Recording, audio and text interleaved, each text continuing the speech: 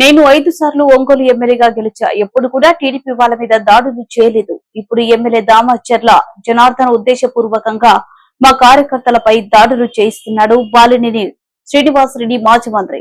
నేను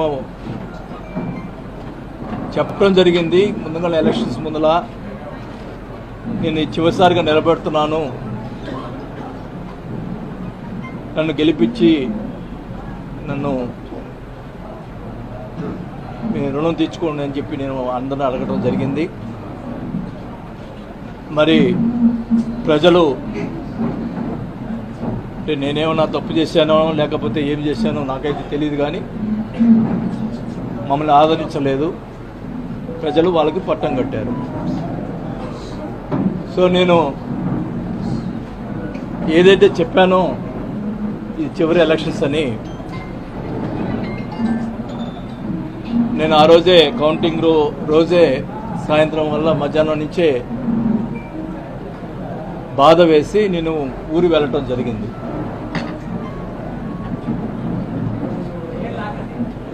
గతంలో మేము ఎప్పుడు 5 సార్లు ఎలక్షన్స్ గెలిచిన తర్వాత ఎప్పుడు కూడా అవతల మీద ప్రతిపక్ష వాళ్ళ మీద ఎప్పుడు కూడా ఓడిపోయిన సంబంధించిన వాళ్ళ మీద ఎప్పుడు కూడా కక్ష సాధింపు చర్యలు చేయలేదు. 2019 ముందల కమ్మపాలనలో మమ్మల్ని అడ్డగించి అమరనాథ పాలన చేసినా కూడా వాళ్ళ మీద అధికారం వచ్చిన తర్వాత చిన్న కేసు కూడా పెట్టలేదు. మా క్యారెక్టర్ అట్లాంటిది. మరి ఎలక్షన్ అయిన తర్వాత కార్యకర్తల మీద, అమాయకుల మీద కొట్టడం, మరి వాళ్ళ మీద బూతులు తిట్టడం, కేసులు పెట్టడం, దౌర్జన్యాలు చేయటం ఎన్నో చేశారు.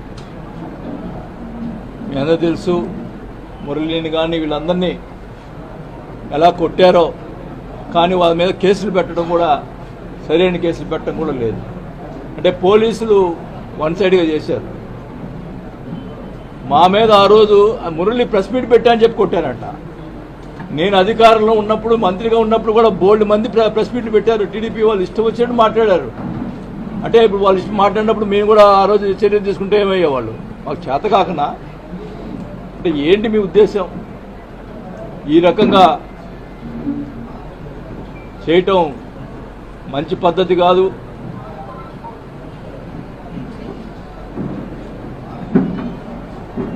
నేనైతే వాస్తవానికి ఎందుకులే మనకి ఈ రాజకీయాలు ఇంకా వద్దు అనుకునే పరిస్థితిలో మీరే నన్ను మళ్ళా తీసుకొచ్చారు రాజకీయాలకి. ఈ ప్రతిపక్ష వాళ్ళని కూడా ఈ సభాముఖంగా తెలియజేసుకుంటా ఉన్నా. నేను వదిలిపెట్టను ఒంగోలుని. ఖచ్చితంగా